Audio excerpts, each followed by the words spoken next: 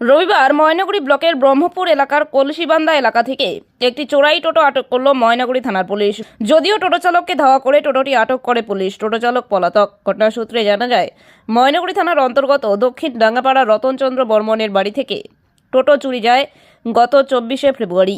টোটোর মালিক এ ব্যাপারে ময়নাগুড়ি ভোটপাট্টি ফাঁড়িতে অভিযোগ জানায়। 6 মাস আগে এই নতুন টোটোটি কেনেন টোটো মালিক।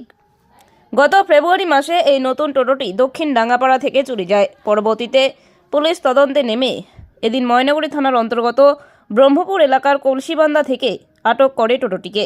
পুলিশ ঘটনার তদন্ত শুরু করেছে।